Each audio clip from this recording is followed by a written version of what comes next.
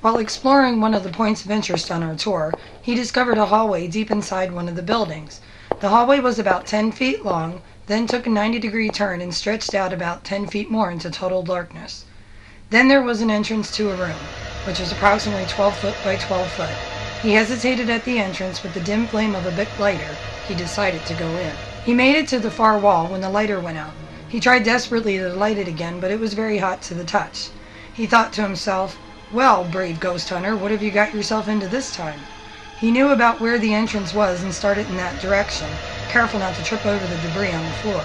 All kinds of thoughts raced through his mind, like the haunted reputation of the building and how vulnerable he was. Suddenly he knew he wasn't alone. He could sense the presence of someone or something, that feeling of being watched.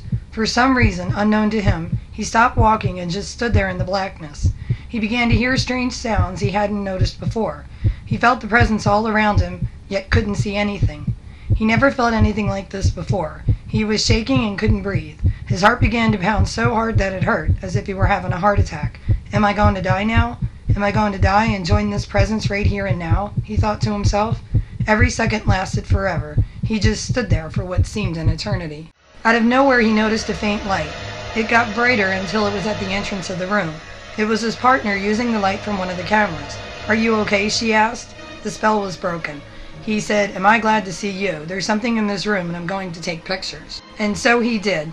These ghostly images showed up on the film, all taken in the same room at the same time. It's amazing how this one small room could be so haunted. After this experience, he was never quite the same. A once fun hobby has now turned into a passion because he knows, beyond a doubt, that ghosts really do exist.